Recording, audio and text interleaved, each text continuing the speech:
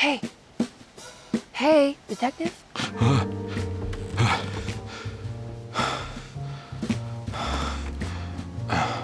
What are you doing? Oh, I found something. Great. Was it alcohol? God, no, I just got the wind knocked out of me. I think I know how to break the contract with the Dark Man. What exactly does that mean? Everything going back to normal. All right. I found some more information on Dorsetto and the patients. There are some seriously strange things going on here. I'm pretty sure 2 of the patients are dead and maybe even the clerk. Oh, yeah. I kind of just gave up on worrying about that. Well, just keep your eyes open, I suppose. What were you doing again? Jeremy made a pact with the Dark Man to keep all the madness locked inside Dorsetto. All right. I'm gonna break it. I just have to... Where is it? Where's the talisman? It's around your neck? Ah! I worry, Detective. Don't, I'm fine. I worry that you're not much help on this case. At least you're a good distraction. Trust me. You're getting your money's worth. At this rate, I'm an absolute bargain.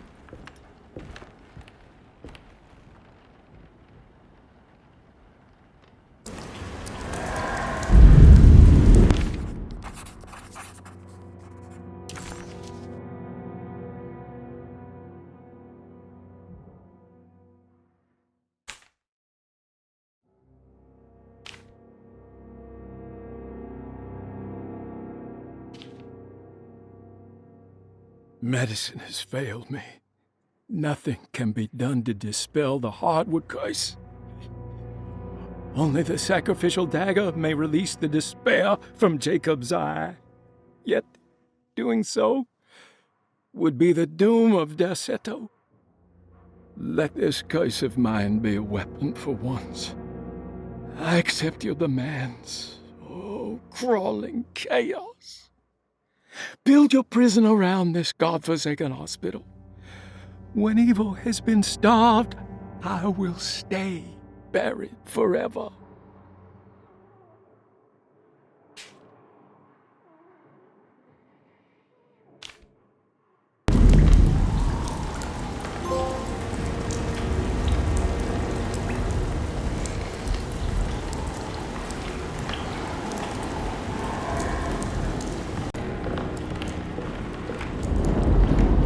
Just what this evening needed. Some ambiance.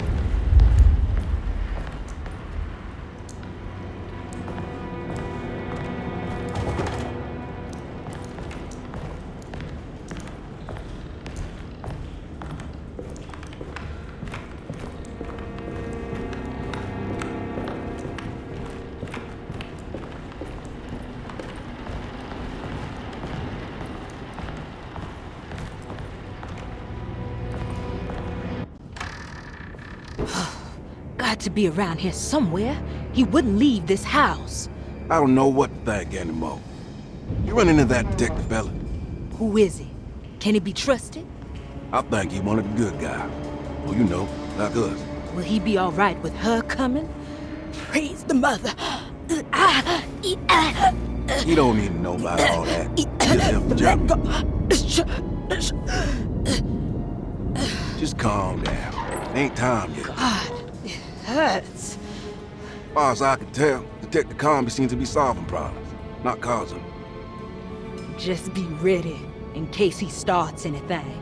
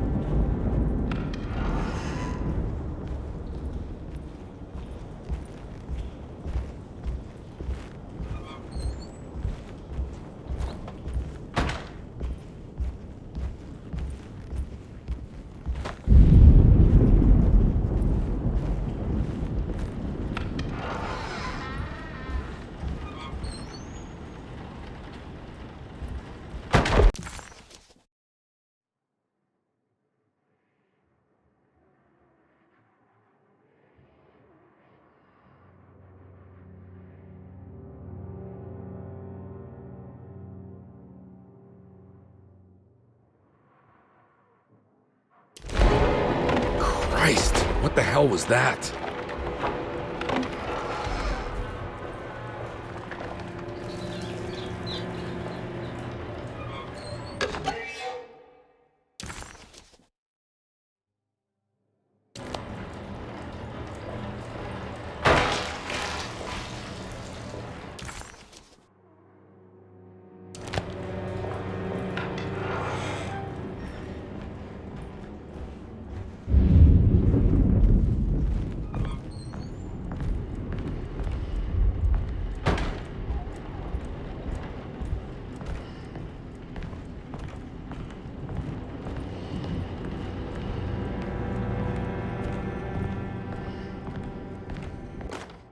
We must have faith that Jeremy's pact with the Dark Man is a bluff.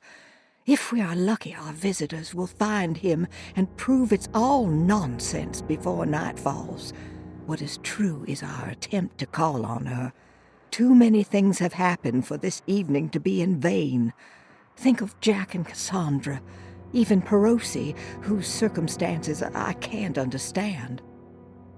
Grace is our goat without horns. She knows it and will play the role. You must talk to your brother, Baptiste. I worry that he will fail us. Mrs. Thompson.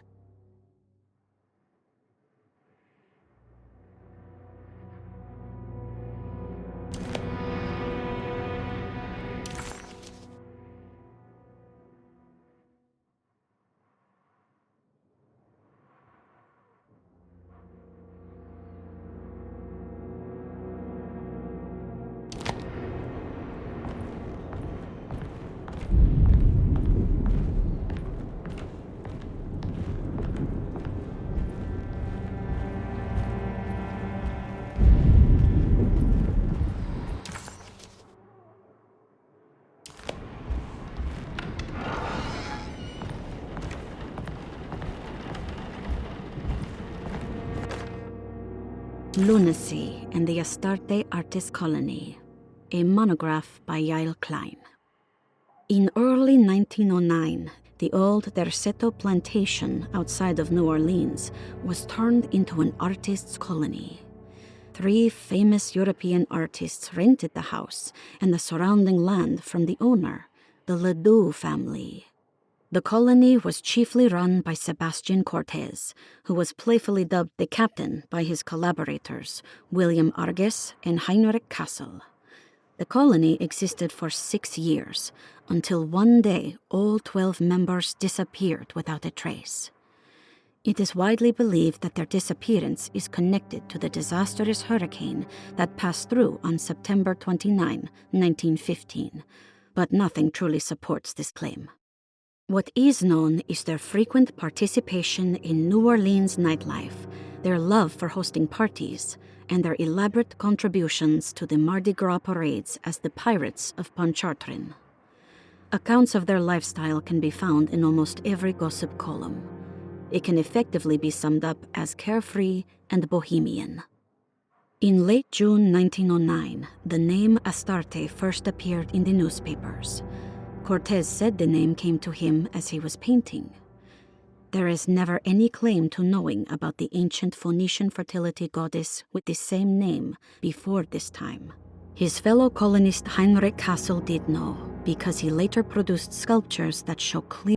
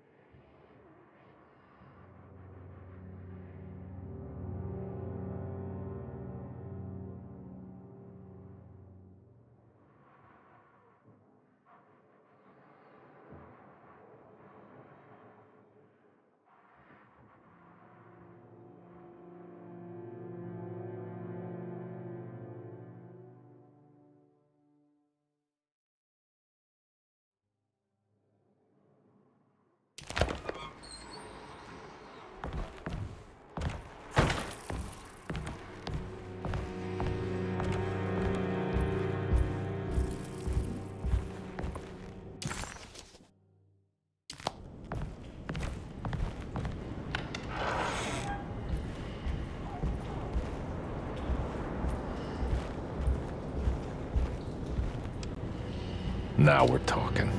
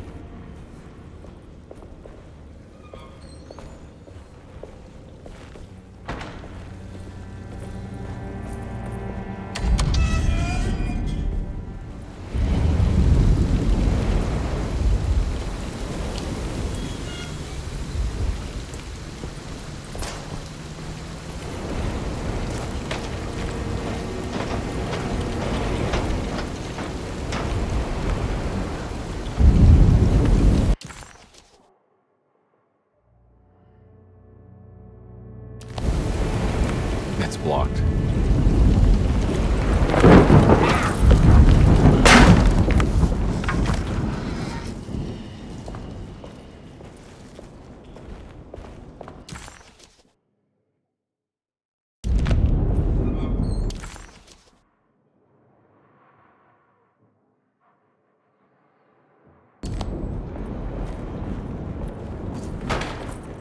I need the key.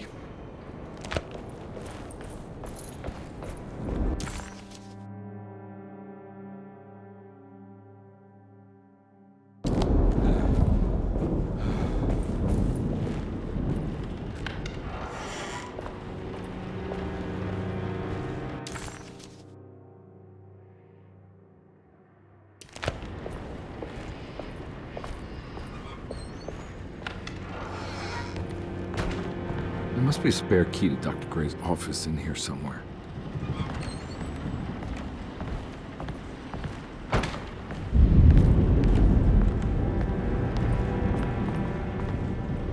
I don't have the combination for this, but maybe Jeremy did.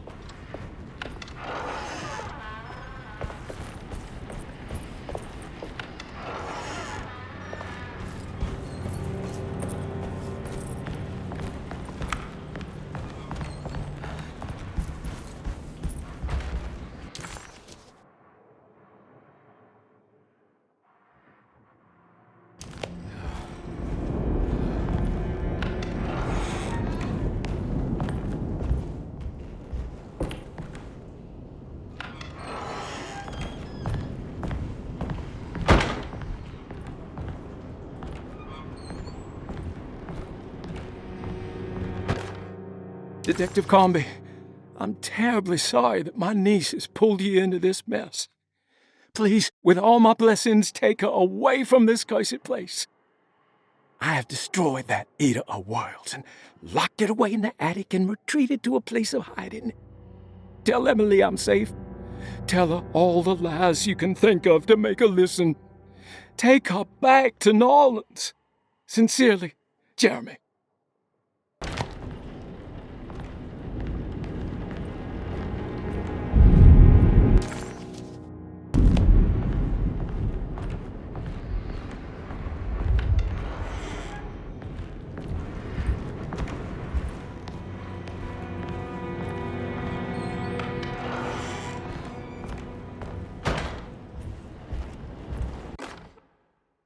Brother, I need you to trust me. This is the most important moment in our family's history. I know you have doubts and that the terrible Mama Loa told you lies. I would never betray you. I promise. Lottie.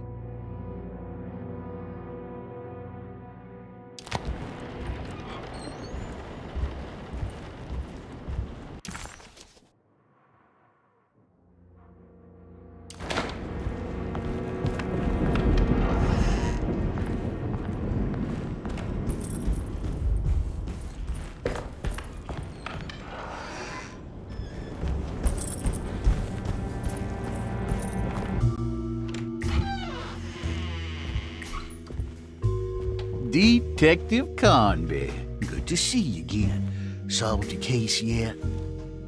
I'm trying. Hey, Grace, you okay? Oh, she is just peachy, Detective. Are you looking forward to the Feast of St. John, Grace? I can't wait. Kids, ain't they great? What exactly are you planning for tonight? Oh, not much. We eat, we drink, we pay tribute to the wishing tree in the conservatory. The usual. Then why all the excitement? There is just something about tonight. Something's different. I think we all feel it. Besides, we got ourselves some new words for the prayer thanks to your buddy Jeremy. She'll come and turn the world inside out, and things will begin again. That sounds strangely threatening. You should come. Oh, God damn it, Grace. Stay put for once.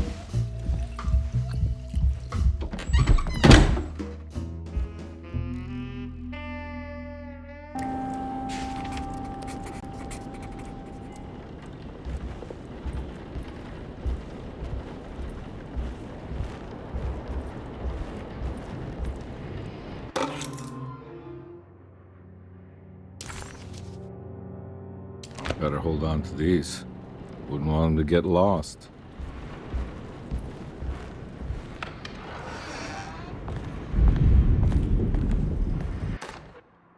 Jeremy knew that the only one who could help him now was the guest in room number 3.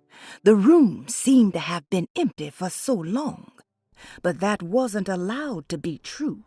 The story needed to be different. To include something from the outside, he would bring the guest back to room 3 and show them what was in that safe. 913. But those were not the right numbers. That was the combination for the safe in the clerk's office.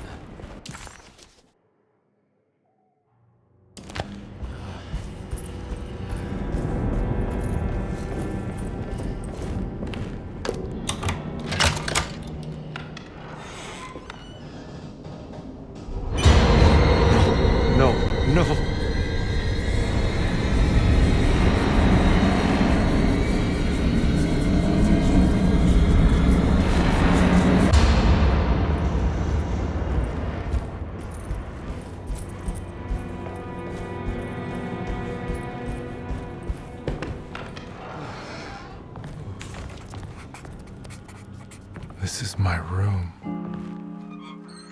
I belong here.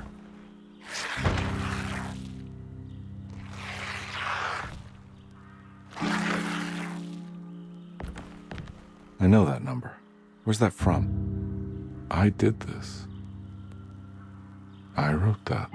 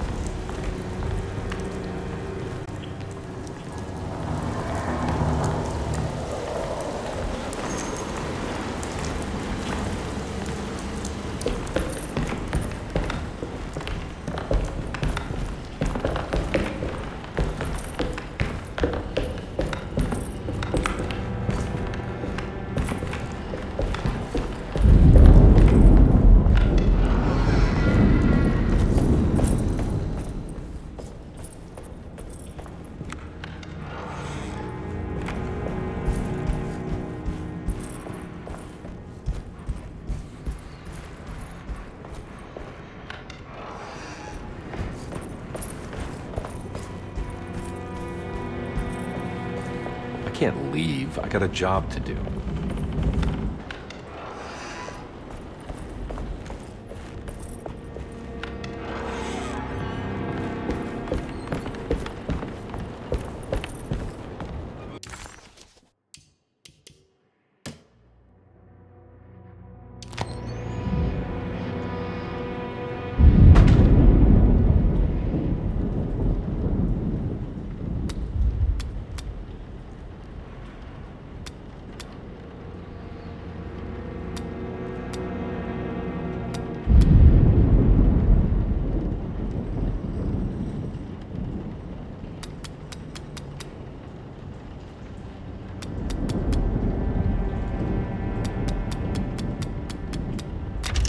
It worked.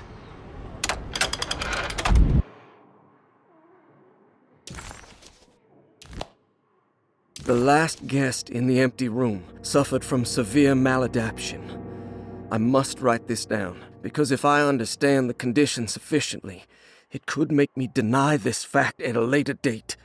And there is reason for me to think I may come to suffer the consequences from this dysfunction, as some who came in contact with the guest seemed to adopt a new worldview in which everything was predetermined but broken.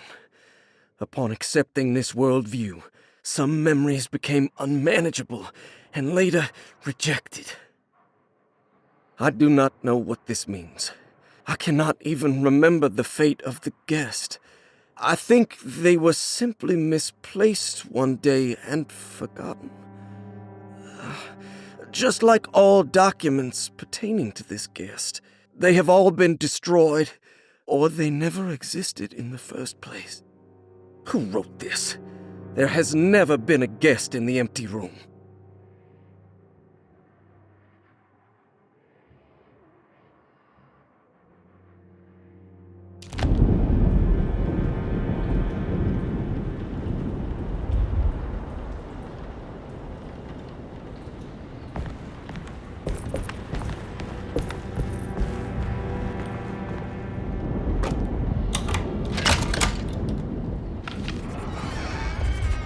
Dr. Gray's office, all to myself.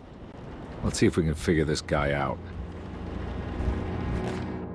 Dearest Dr. Manzetti, I find myself in a losing battle with my patient. As I've disclosed in my previous letter, his delusions have him completely captured. It's bad enough that he is torturing himself with paranoia, but his madness turns out to be quite persuasive to others, effectively laying the ground for mass delusion. I am writing to you in hope that you can give me some guidance. Beyond my ambition to avoid devastating surgery on my patient, I have grown worried about my own defenses. The words of my patient are deranged, yet they often resonate with something primitive within me. I have tried photographing his brain with X-rays. It was surprisingly difficult to get good results. Dark blotches on the plates kept obscuring all details. My patient looked at the bad plates and cried out in terror, telling me the dark areas was the shadow of the worm, eating him from inside. I could not see anything out of the ordinary. I hope this is a sign that my mind is not as receptive to the madness as I had feared.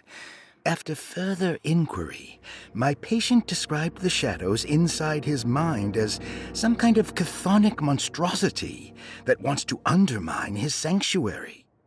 This is clearly a reference to a place he calls Teroea, a sort of library or convent that works as a psychological haven. With this imaginary haven threatened by this Chthonian, he has now constructed another, less pleasant hiding spot. Lately, he has been bringing up a metaphor of a steamboat that has run aground, that he feels like he needs to start the engines and reverse, but he is afraid that the hole in the hull would cause the whole ship to sink. I've been watching him turn this metaphor into reality for the last week. He knows it's made up, but he is doubling down, trying to make it a real memory. I feel certain that this is my chance to break through the barriers of his self-deceit.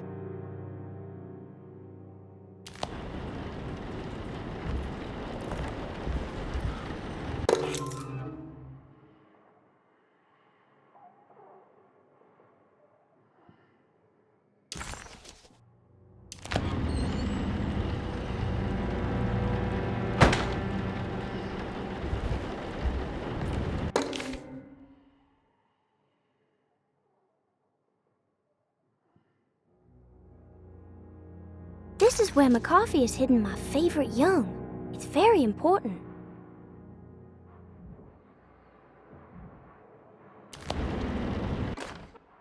I have finished tidying up Miss Beauregard's belongings. I will leave it to you to contact her agent and have them collect her things. I found one of Grace's drawings she might want back, along with this key in her room, which I believe you've been looking for. Mrs. Thompson.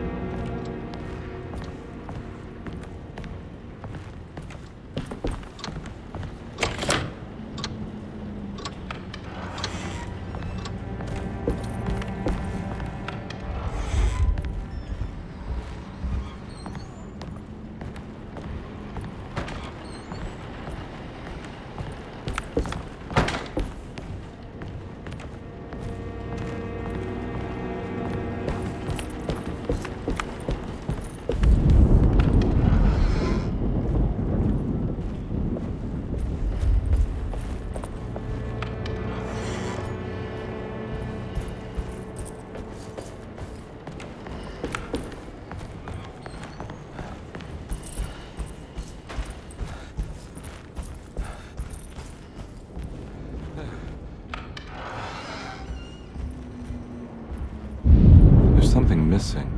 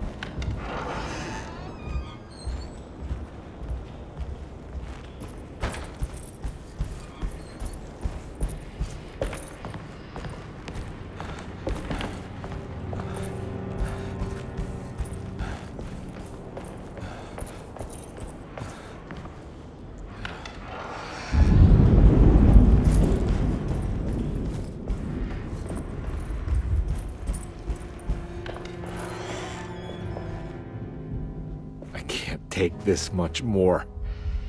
This has to end.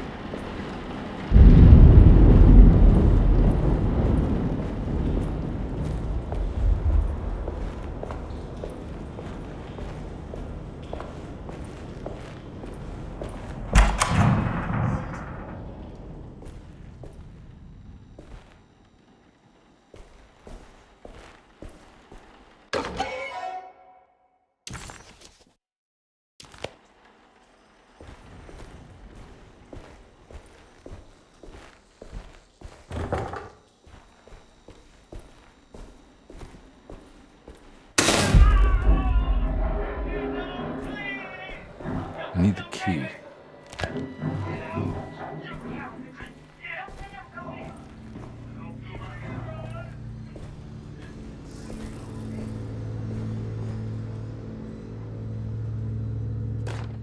Radiography. Patient Jeremy Hartwood. Date June 14, 1930. Plates. Jeremy's skull proved difficult to capture properly. Partial radiographs worked best. A complete picture of the brain can be assembled by piecing 3 plates together. Observations. Even when looking at an assembled version, a shadow covers significant parts of Jeremy's brain. Possible tumor, but more likely that the equipment is failing. Jeremy reacted strongly to the pictures and claimed to see a giant clay worm eating and displacing his memories. Notes.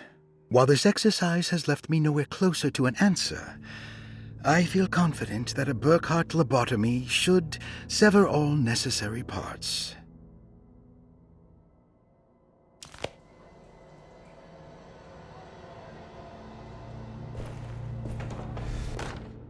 Hypothetical psychosurgery based on the ideas by Burkhardt and the St. Petersburg research could end up saving Jeremy's mind.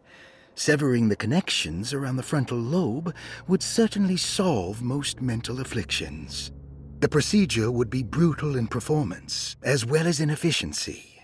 An ice pick pushed through the edge of the eye and into the skull would untether the nerves like Alexander cutting the Gordian knot. As this would likely leave Jeremy in a very different condition, all other paths should first be explored.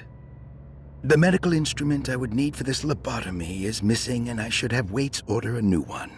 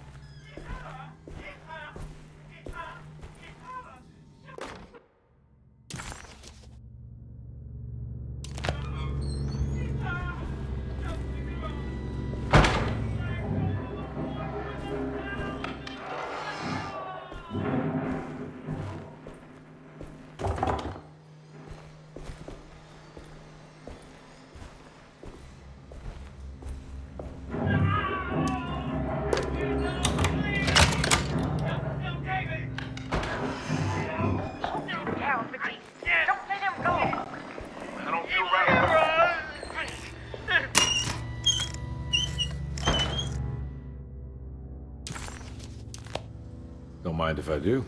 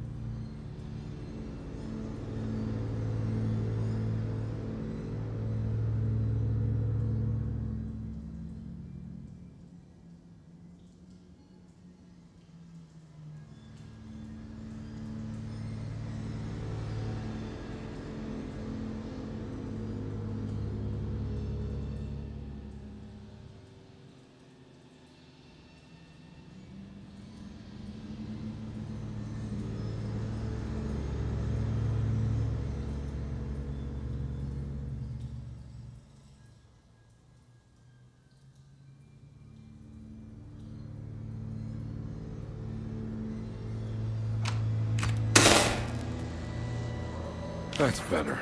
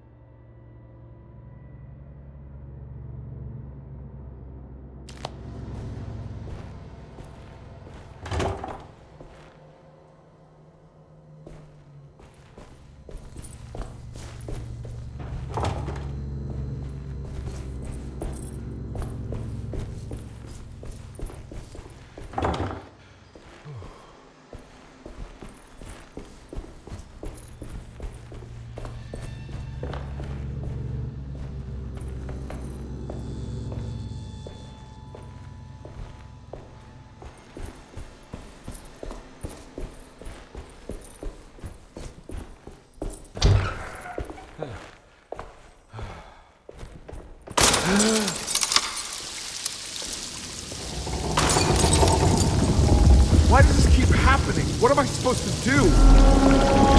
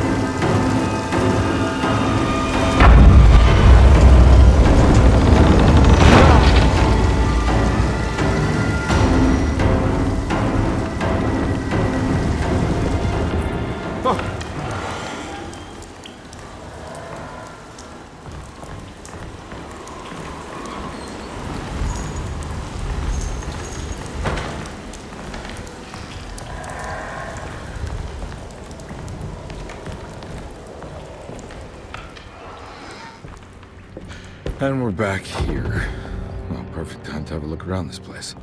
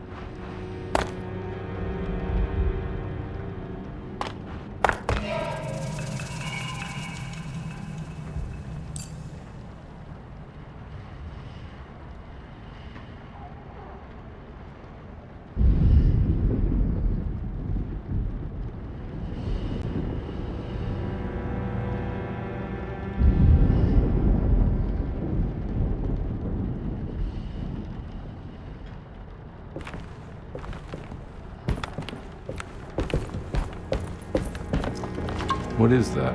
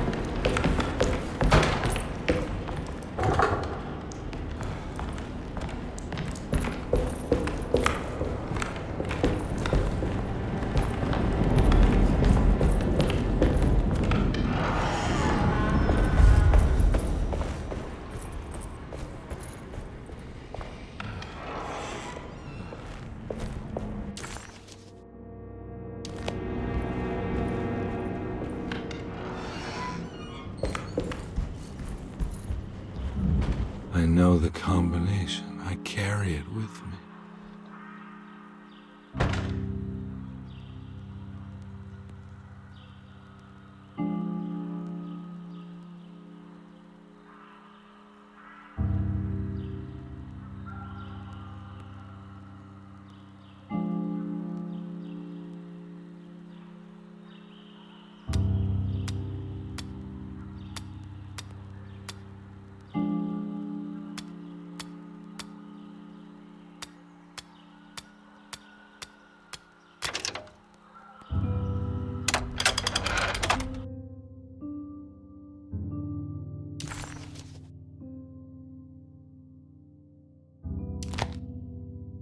Detective, I have made many discoveries in my case.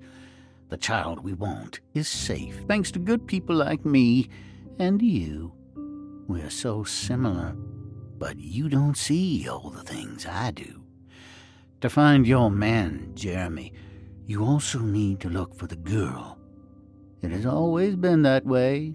The young deliver us all. You should have a look in my room. There's a piece of the puzzle you will need. Take care now. My coffee.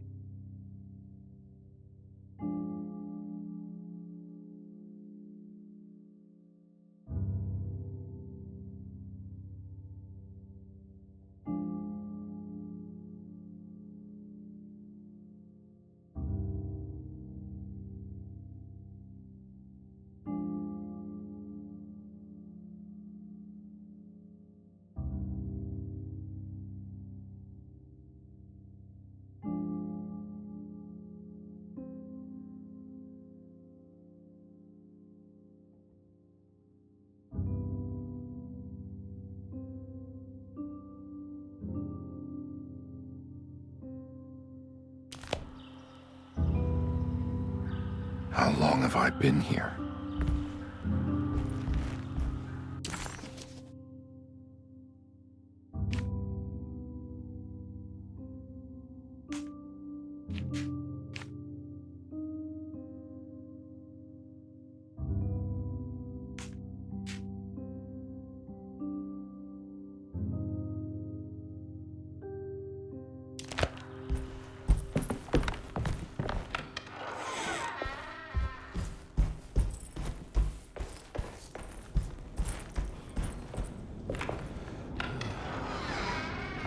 Surprisingly neat. Maybe I've been selling that old barfly short.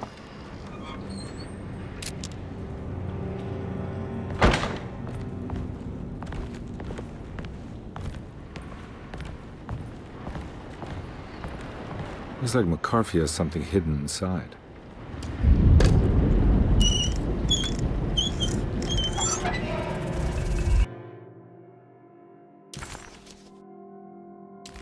Why would McCarthy lock this up? Was he trying to keep Grace from completing the shape? If so, couldn't she have just made another drawing?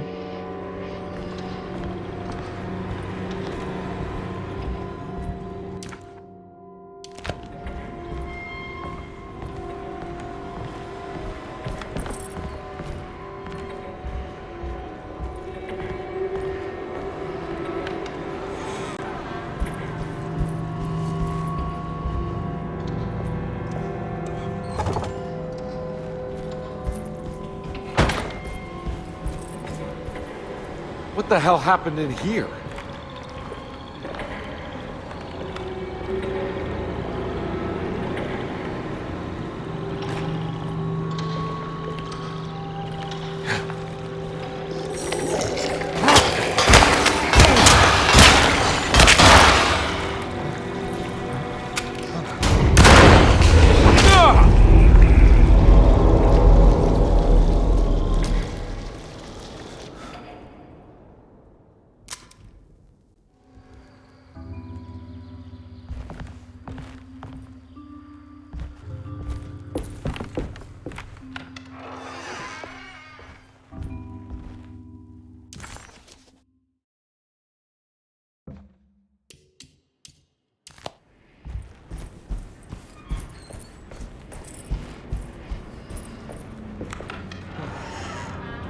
Surprisingly neat.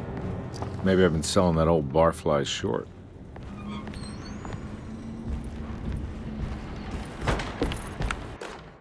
Sometimes I think this place makes me worse. That Derceto might be my grave. A coffin made of ostentatious architecture.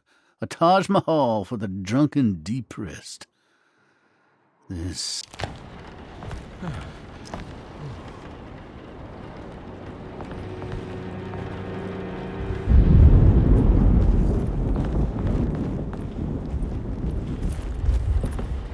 Looks like McCarthy has something hidden inside.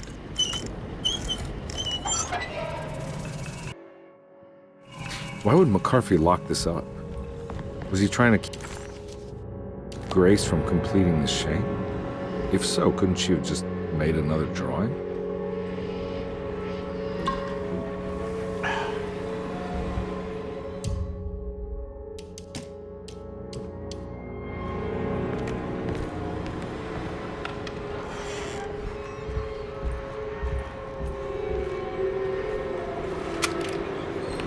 What the hell happened in here?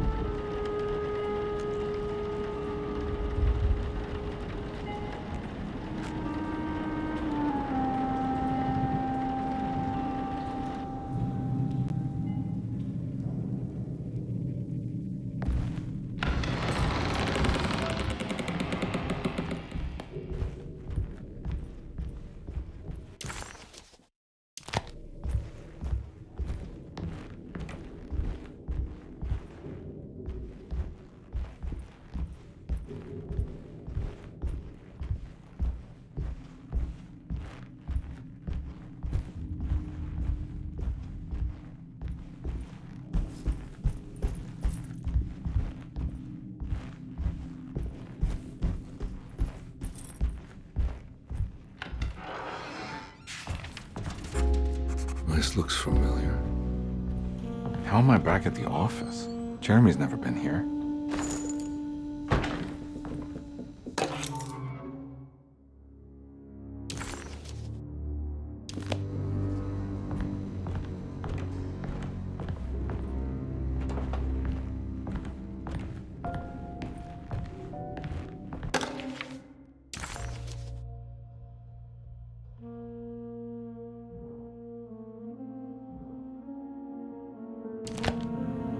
That's me, isn't it?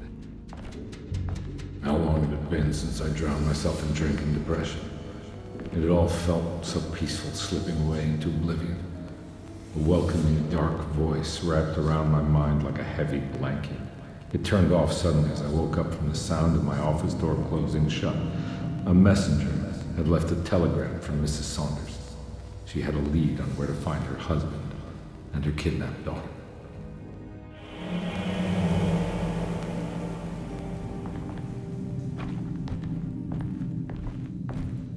God, I used to drink so much back then. When was this exactly? What case was I working?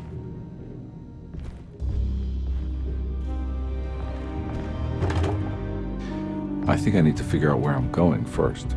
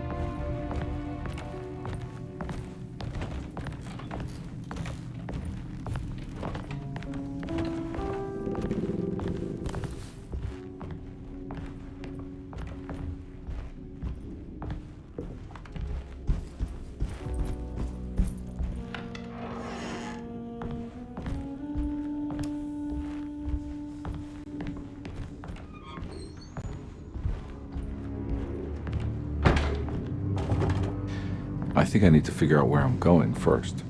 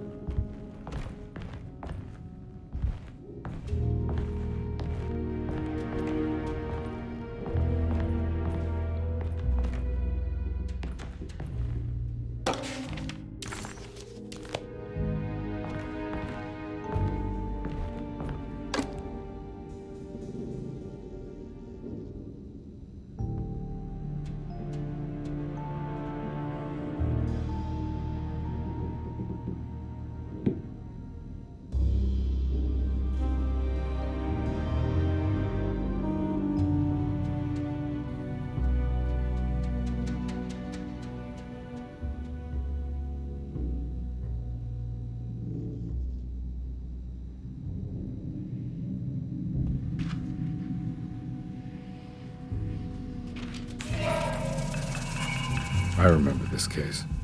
Some kid got taken by her father, headed out of state, but he had made a mistake by selling a painting that his wife actually cared about to a collector named Thornhill to fund his venture. That's how I tracked him down. At least I think so.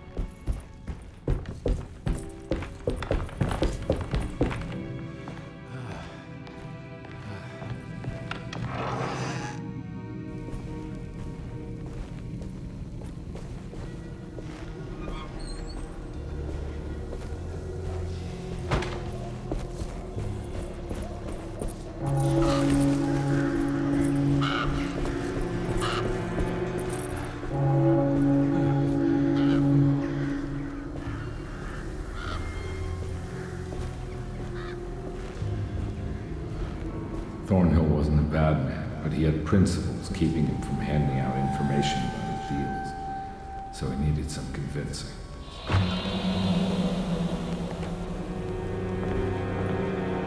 Well, every case can't be squeaky clean.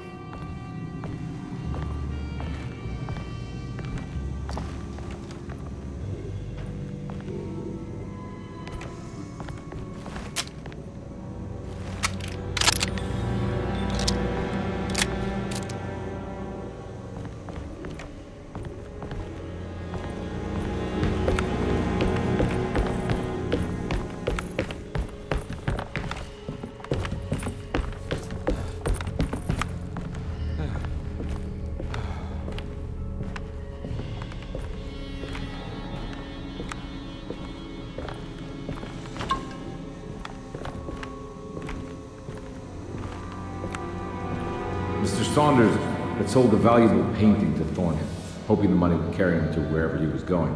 The painting, now leaning on an easel in Thornhill's bedroom, had a certain mesmerizing gloom that seemed to call out to me, telling me I was needed for something important. I felt myself falling into the painting, only being brought back by Thornhill, thrusting an address to a Hotel St. George into my hand, and asking me to get the hell out.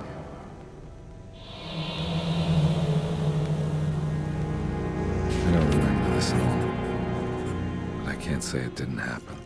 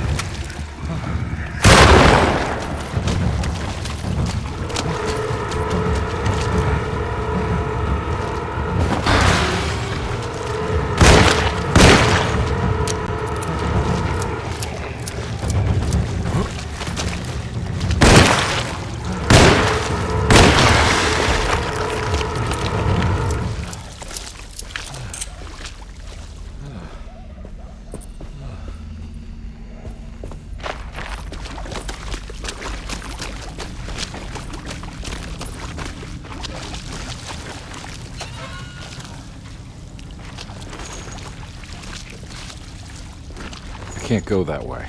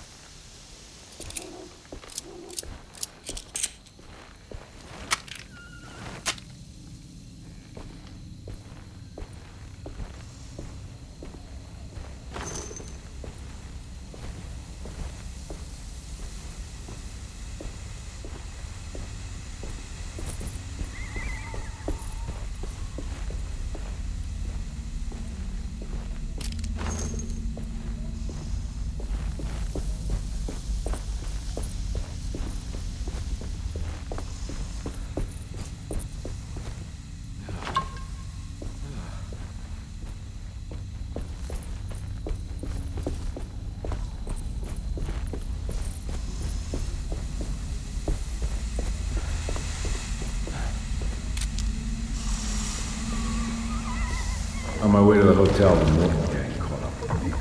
I owed them money, a lot of it. I can't remember what for, probably some dumb gambling debt growing in size for each payment missed. I punched one of them out, and I sent the others packing. It was a stupid move. They'd be back. Great numbers.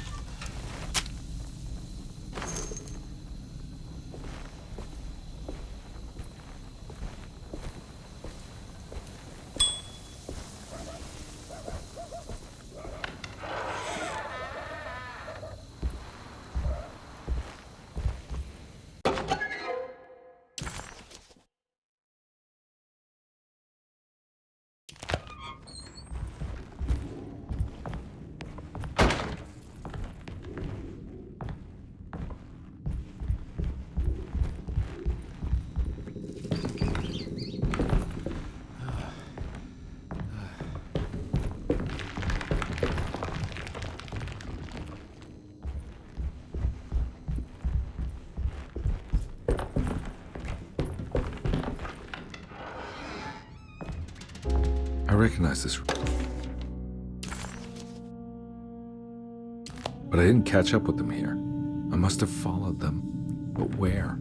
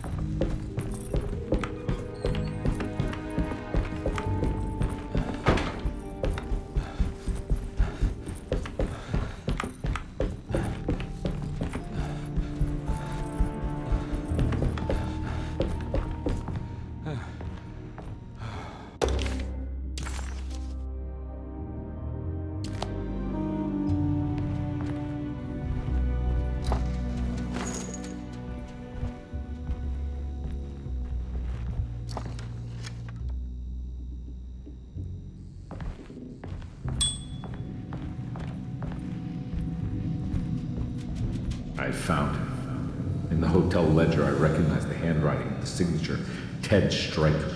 It was him. I could feel it. It was the kidnapper I was hunting. I put on my knuckles and hurried up to his room.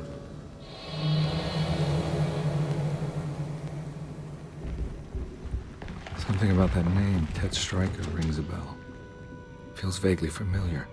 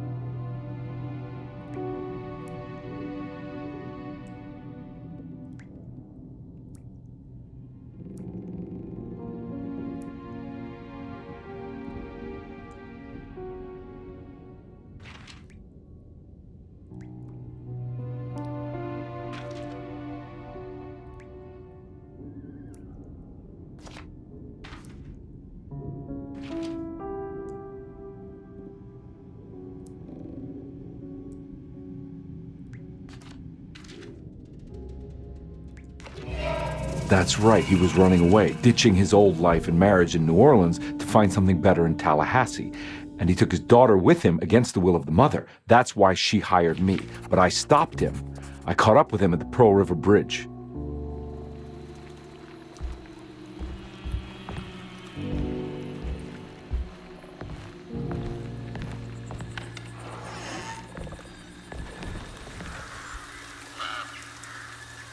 Pearl River.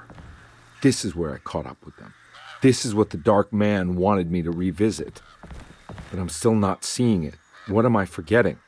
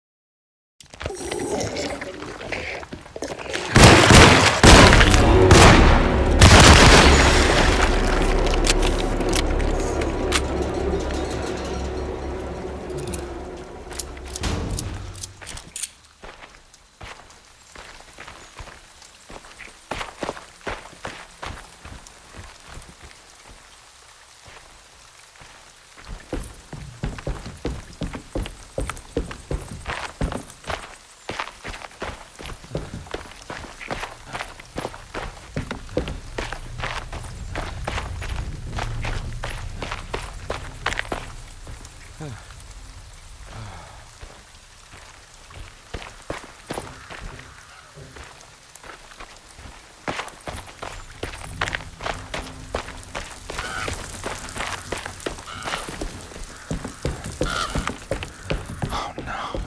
It was her all along.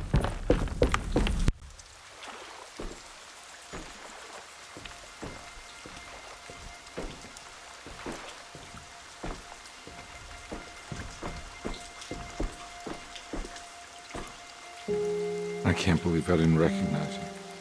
I looked a little different back then, I suppose. Was any of this real? How do you mean?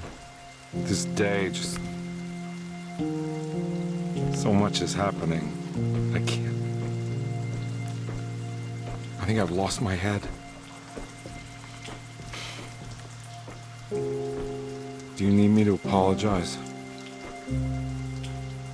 I mean... I am sorry. I don't think I need to begin to explain. You're just a kid, Grace. I'm really sorry. I didn't mean for it to happen. Lies. More lies. No, really. I thought I was being a good guy by handing you over to your mother. I didn't know. I couldn't have known that she wouldn't care about you. I don't know how this works. What is this for? Some form of admission of guilt. Maybe acceptance. It's what the Dark Man wants. I guess we just watch my father die again then. You think he's alive? I know he is. He's down there, scared that he won't be able to get out. That he will drown with his daughter again. What are you saying? We gotta save him! We? Do it yourself. I'm down there with him, remember?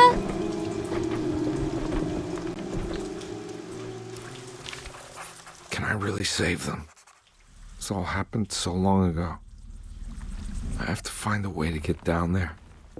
I have to see it with my own eyes. There was a boat at the house where I entered. If I can raise the bridge, I should be able to get to the car. There must be a way to save you both, right? Why else would I be here? Maybe the Dark Man just likes it when you suffer.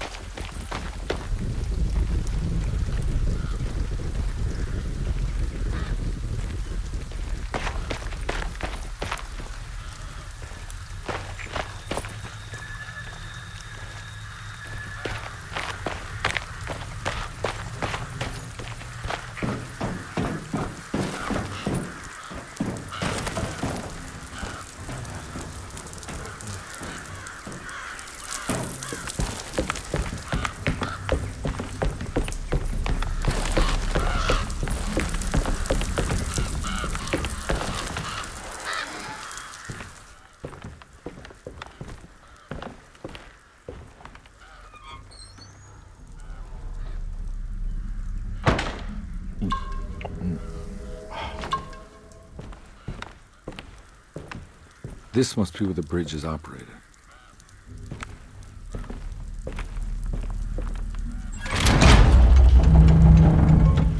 Nothing's happening. It's like something's holding it back.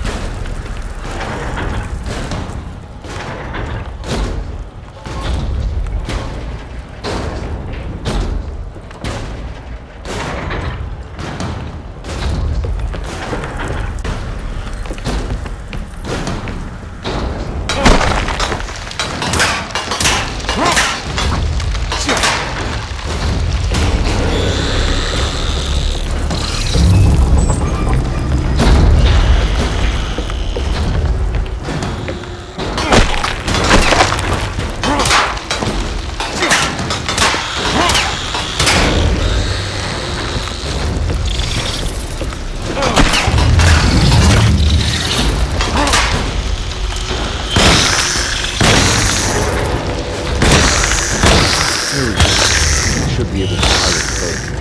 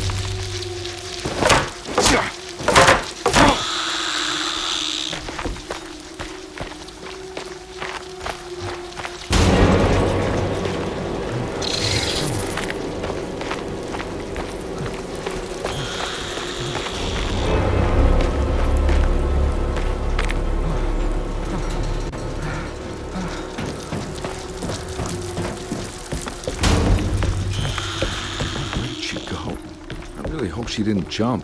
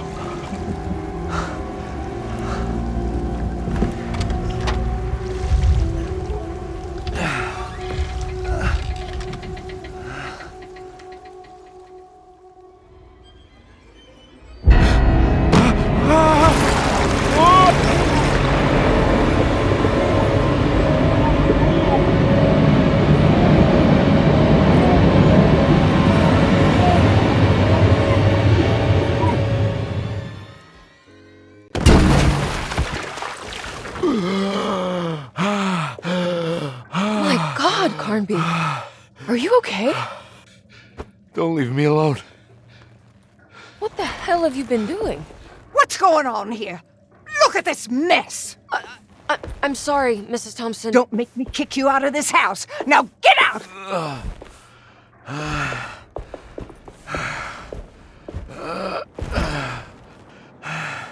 Hey, Detective. Mr. Carnby. I'm really worried about you. I'm okay. I just need to catch my breath for a moment. This place? There are some very disturbed figures around here. And I don't think it's just the patients. I've been reading some things about how Derceto has a deranging effect on people. I think it might explain things. What? Just take it easy, okay? I'm gonna go find a way into Dr. Gray's apartment. I want to know what he's hiding. Emily, don't worry. I think I'm close. I'm gonna set everything right. Just be careful.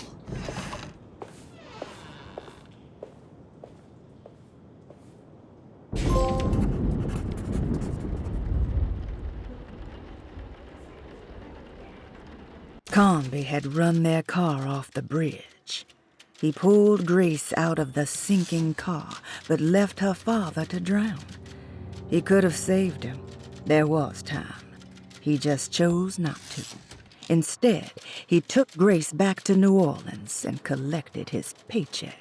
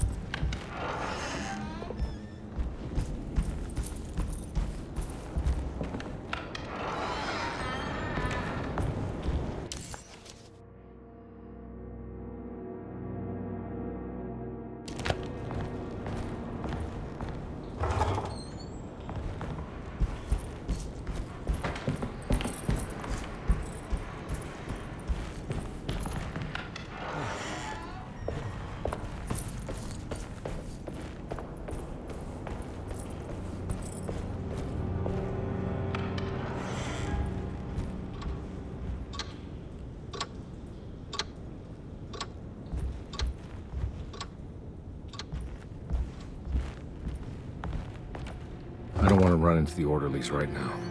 Not sure I can...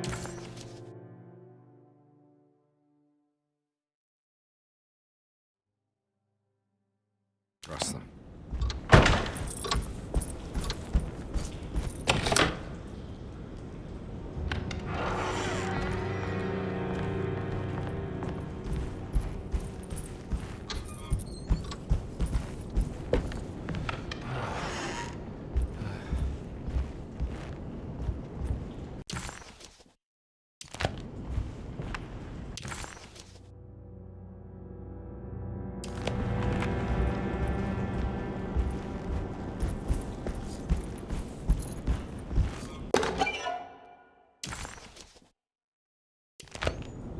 I think Dr. Gray might be in there.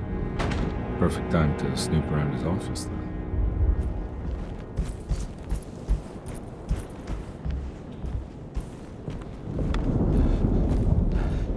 It's blocked.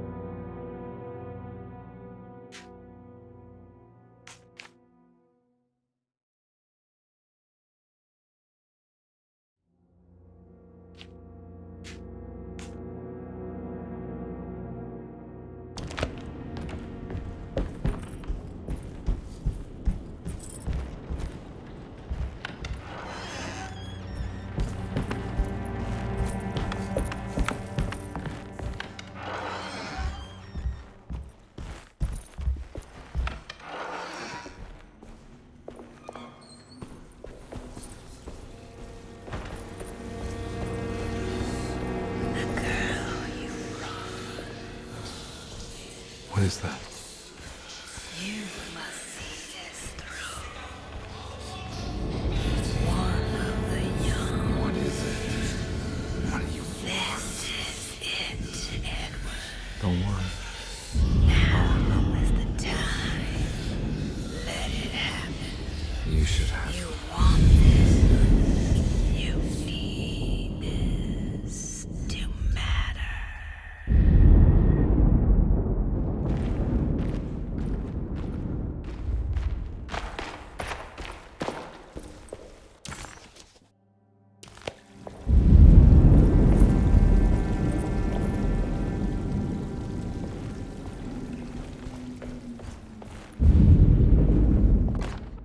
Mrs. Thompson, I understand the last week has been busy.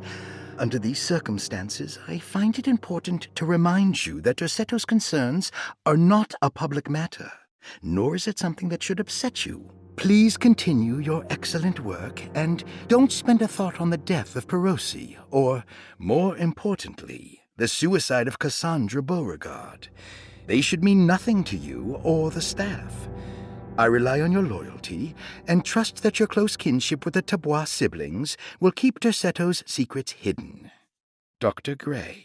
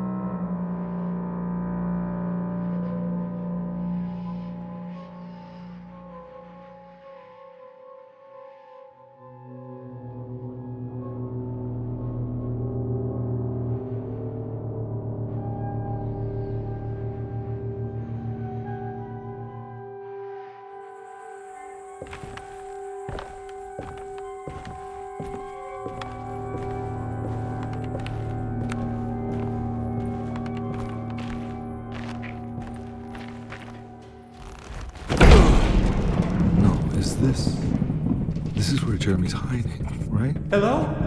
Is anyone there? Jeremy? I need help! Wait! Can you hear me? I'm stuck in the mud and the fire is taking Jeremy, me. where are you? The motor is dead. I can't do anything more.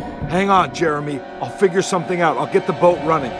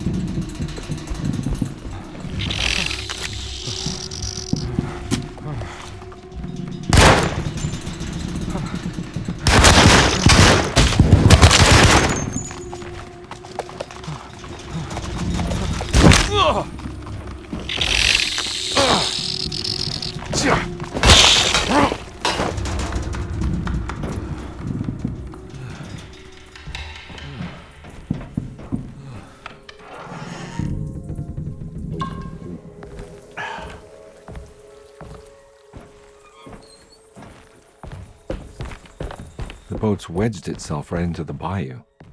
If I get the motor started, I could try reversing back into the river.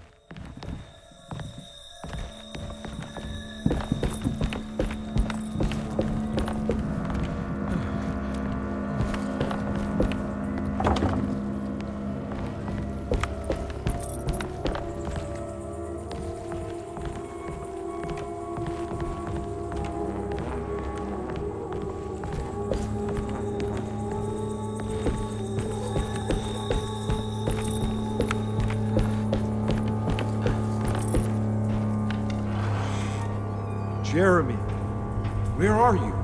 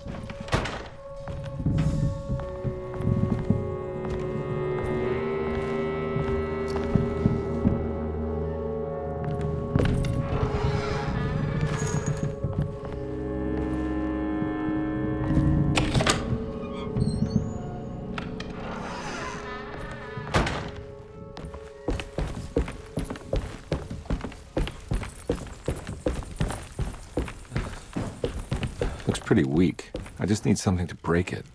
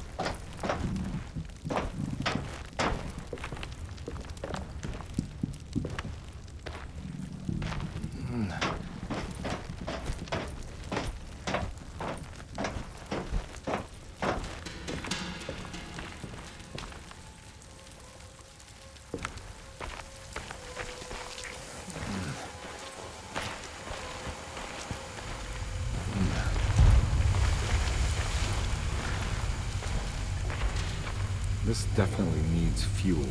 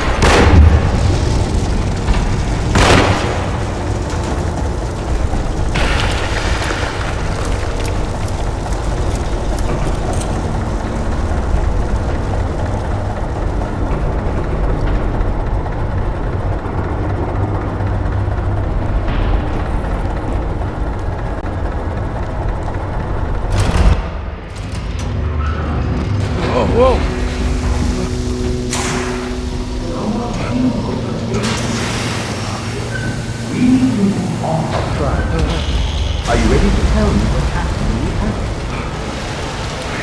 I put a rope around my neck, and then I strangled all life from my body. Are you under the impression that you died? Yes. No. I was supposed to die. What does that mean? That you were supposed to die? I'm the catalyst. I had to die to make the story happen. What story? What are you referring to, Jeremy? 30 years ago, Frederic needed me to die. You're not making any sense, Jeremy. Come on. Find your focus. Hey! I cheated everyone. I didn't play my part. Hey! I escaped my doom. My destiny. Again, find your focus. Hey, I'm right here. What the hell is going on? Now everything is wrong. Nothing is in Hey! place. I'm right here! Calm down, Mr. Carnby. What do you want? Were you not talking to Jeremy right now? I haven't seen Jeremy all day. Are you all right, Detective? No. Actually, I don't think so. Well, maybe.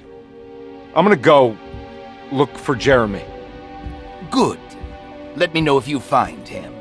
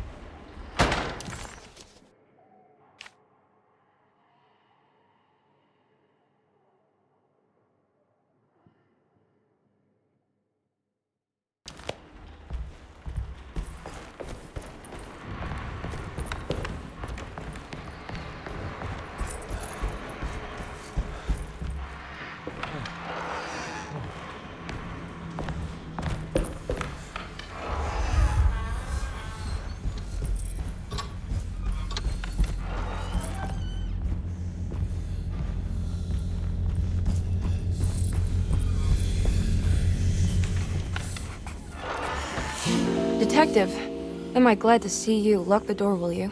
I don't think Dr. Gray would appreciate us snooping around. What's going on here? This feels so strange.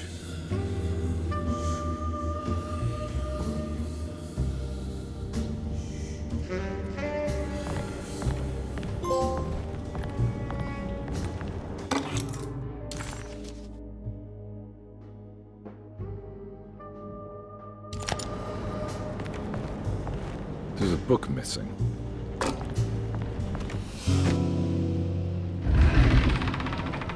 What did you do? I was just rearranging the books. Well, come on, let's check it out.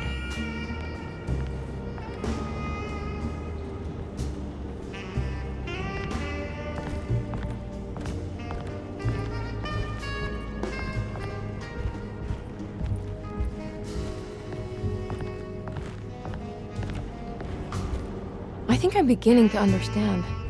Dr. Gray is dealing with some kind of mass delusion.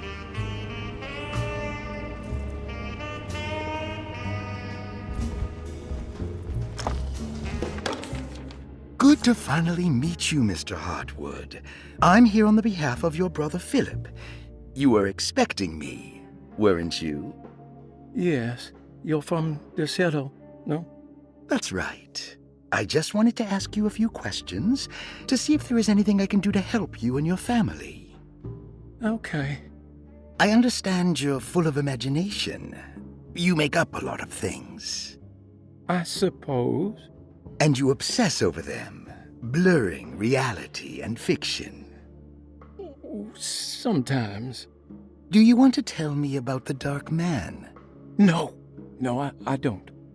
That's all right. Perhaps there is something else you can tell me. Something you know to be made up. but you hold dear. Juan? John? Who's John? No, Juan Luis Jorge. Oh, wait there a moment. Here, take a look. Is he... Oh, he is the author.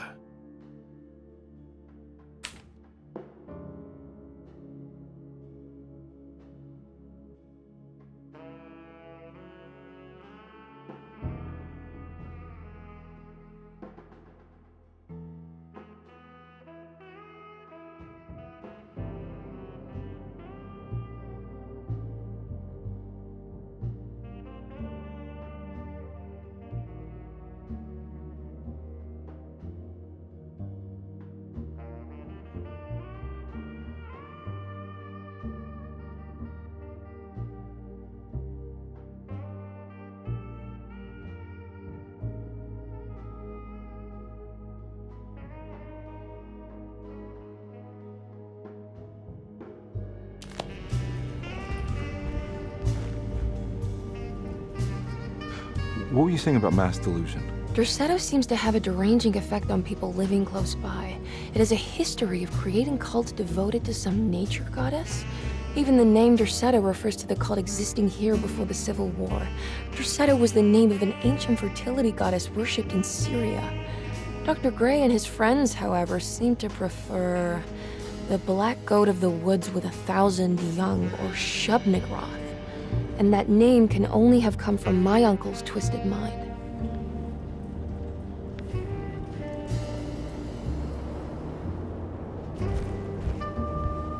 That mark on the floor looks like talisman positions, but from which direction should I look at it?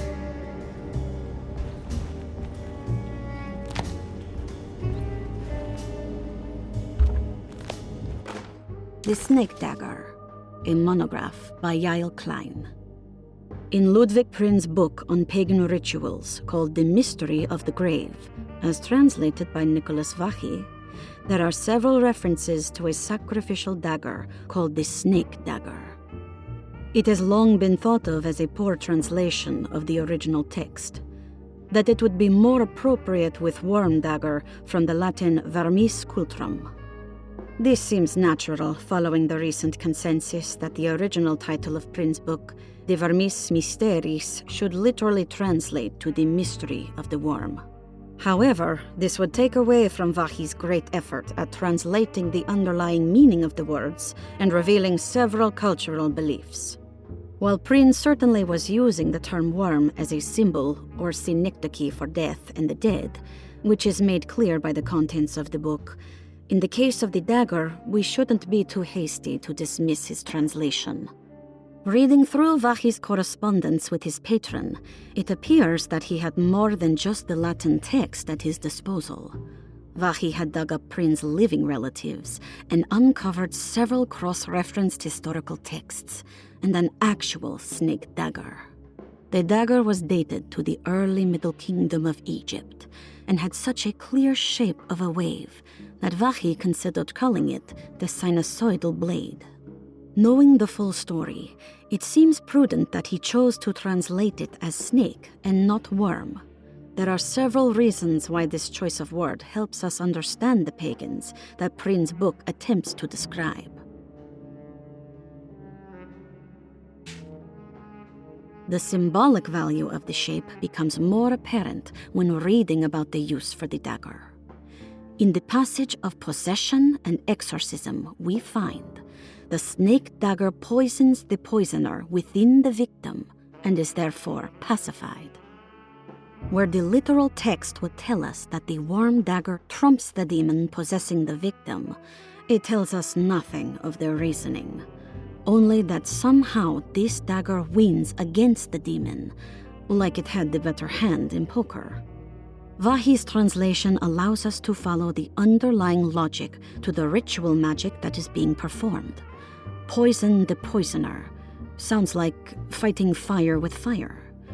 That to hurt the demon possessing its victim, the priests would have to fight back with a power that is known to the evil they are fighting. The snake dagger is therefore not only a good way to describe its form, but it also helps us understand how it could be thought of as a useful tool for exorcism.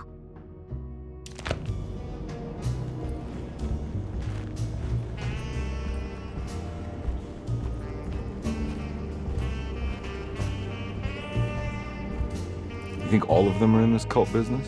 Even Jeremy? I'm not sure any of them have a choice at this point. We just need to find a way to stop all of this.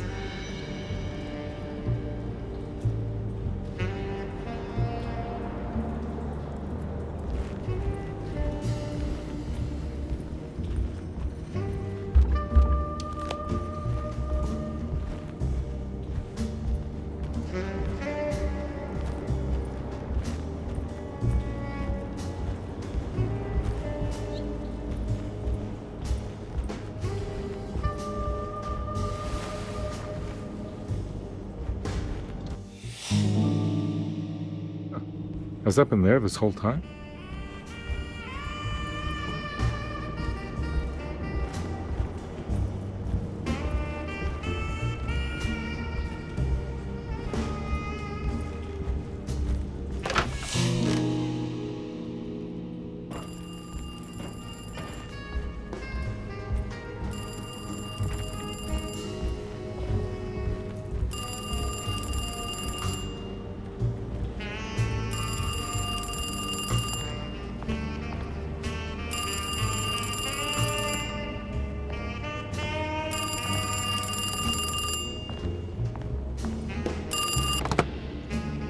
Hello?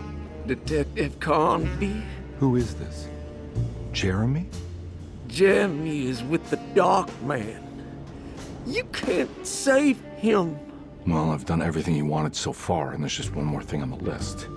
I expect him to keep his promise and return Jeremy unharmed. Get out, Detective. While you still can.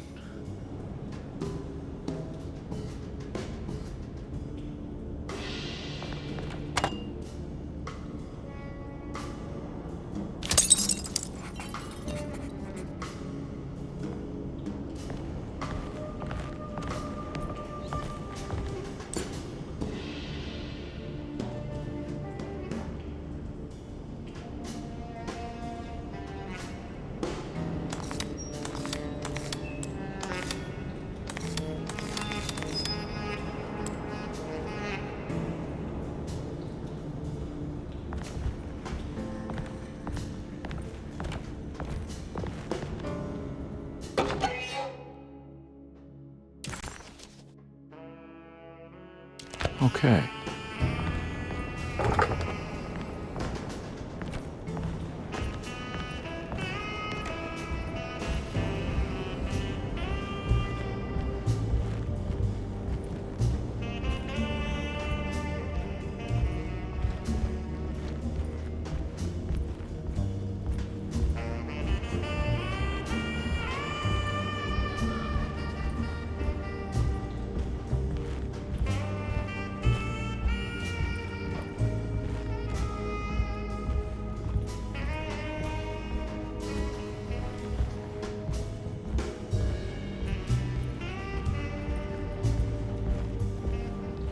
I've been so busy trying to free your uncle from the promise he made to the Dark Man. I guess I kind of just let everything else go.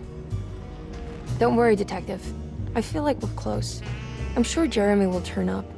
If he is part of the cult, he wouldn't want to miss the Feast of St. John.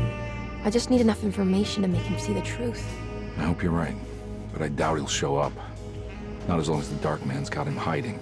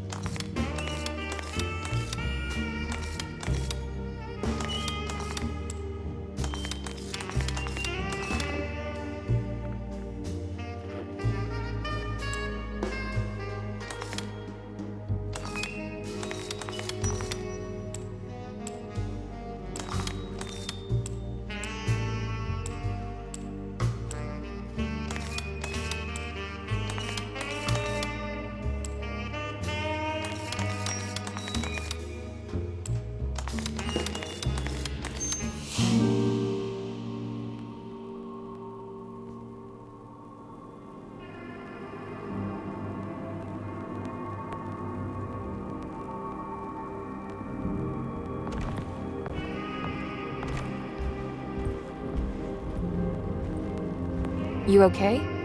You look a little frazzled. Just stupid telephone. I know. I tried calling the police earlier. The telephone is completely dead. It's not... Yeah, no, the telephone isn't working.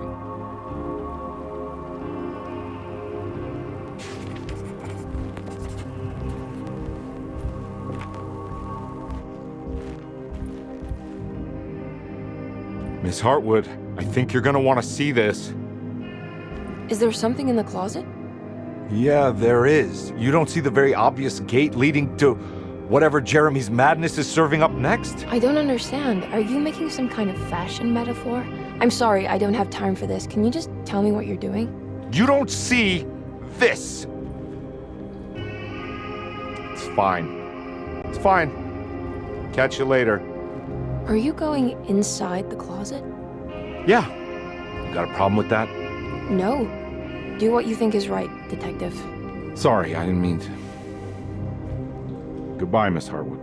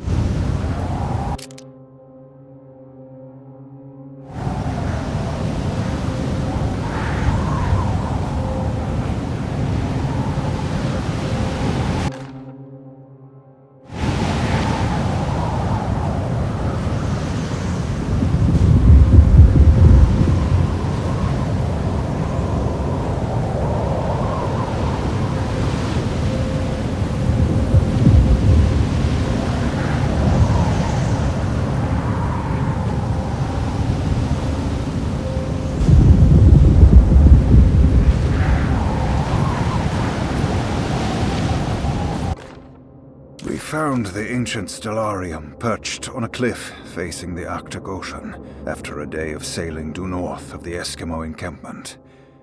Jacob van Oostad was our most keen member of the expedition.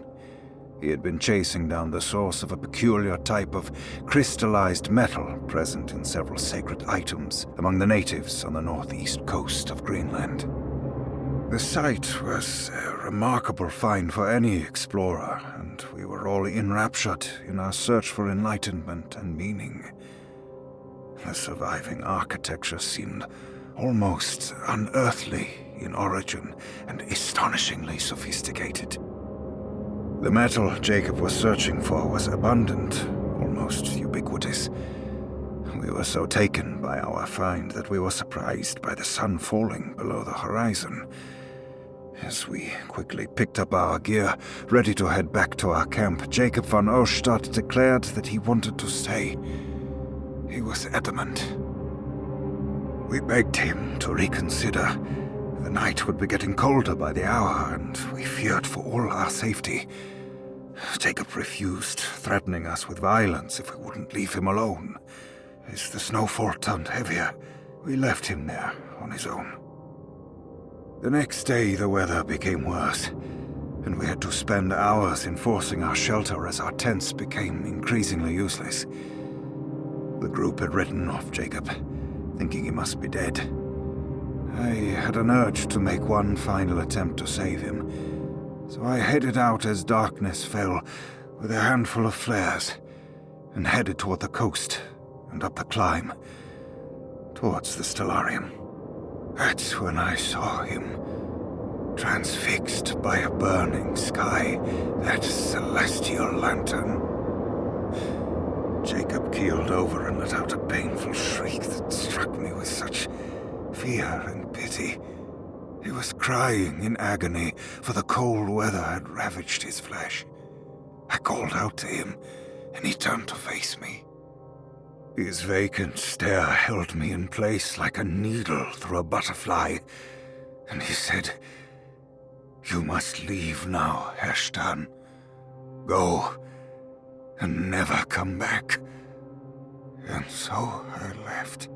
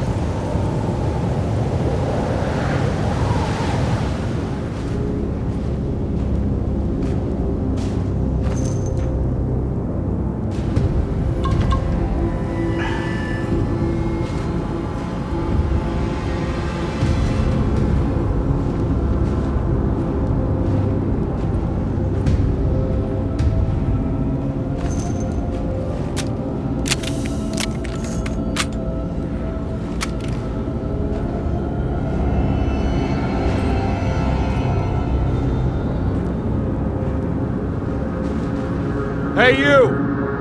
What are you doing here? What is this place? Turn back, detective. You're not wanted here. Whoa, take it easy. I'm not your enemy. Oh, you're wrong, detective. You're wrong.